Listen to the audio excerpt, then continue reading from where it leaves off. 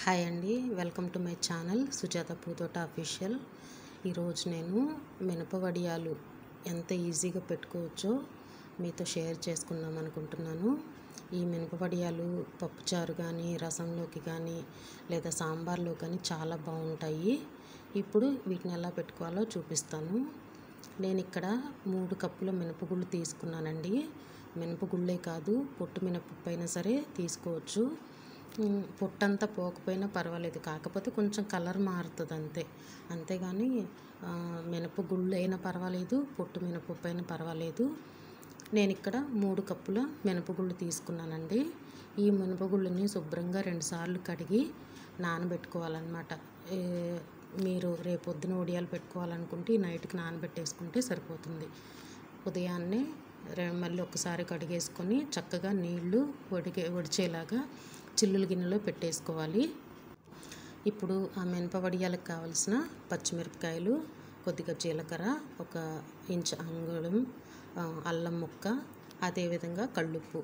మనం ఒకవేళ పచ్చిమిర్చి ఎక్కువ తక్కువ అయినా పర్వాలేదండి. గారెల పిండికిలాగా మనం టేస్ట్ చూసి ఏదైనా సరిపోకపోతే యాడ్ చేసుకోవచ్చు, ప్రాబ్లం ఏముండదు.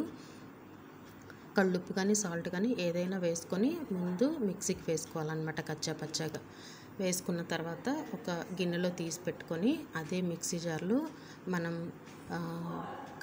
కడిగి పెట్టుకున్న మినపప్పు గుళ్ళు వేసుకొని గట్టిగా రుబ్బుకోవాలన్నమాట. మిక్సీలో అయినా వేసుకోవచ్చు, లేదా మీ ఇంట్లో గ్రైండర్ ఉంటే గ్రైండర్లో అయినా వేసుకోవచ్చు. ఎక్కువ నీళ్లు పోయకుండా గారెల పిండిలాగా కొంచెం గట్టిగా కొద్దిగా నీళ్లు అవసరానికి తగినట్టు కొద్దిగా నీళ్లు పోసుకుంటూ గారెల పిండిలాగా గట్టిగా మిక్సీ వేసుకోవాలి. తర్వాత మనం ముందుగా మిక్సీ వేసి పెట్టుకున్న ఈ పచ్చిమిర్చి పేస్ట్ని కొద్దిగా వేసి మిక్సీ వేసుకుంటే మొత్తం శుభ్రంగా కలిసిపోతుందన్నమాట.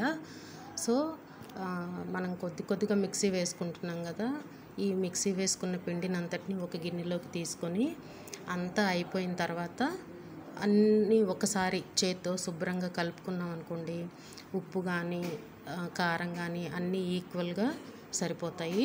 సో పిండి ఈ కన్సిస్టెన్సీలో ఉంటే మనకి బాగా ఉంటుందన్నమాట.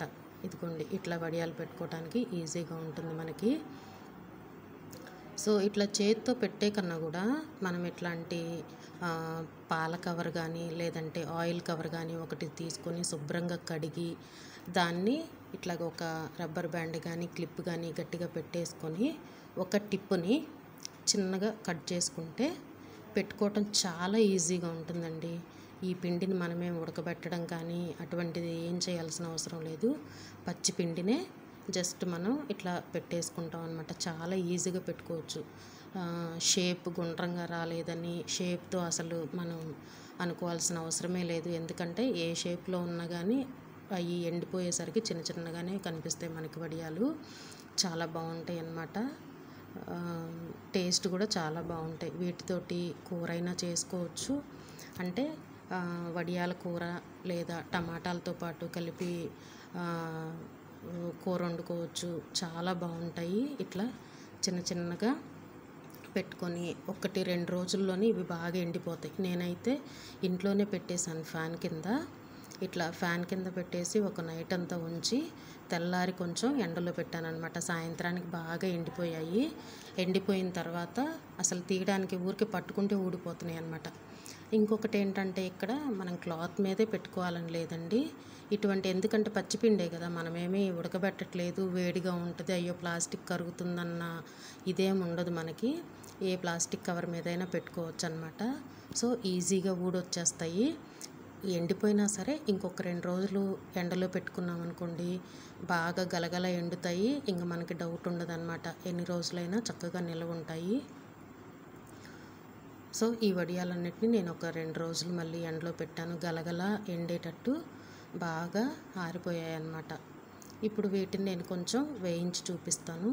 చూడండి ఎంత చక్కగా ఎండిపోయాయో.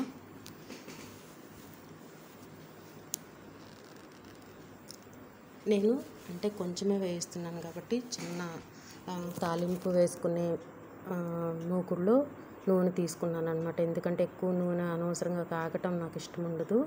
అందుకని కొంచెం నూనె తీసుకొని దీనిలోనే వేయించి చూపిస్తున్నాను.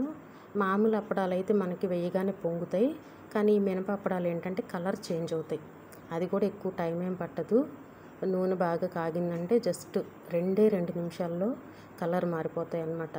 మరీ ఎక్కువ డార్క్ అయ్యే వరకు ఉంచకుండా కొద్దిగా కలర్ మారగానే మనం తీసేసుకోవచ్చు.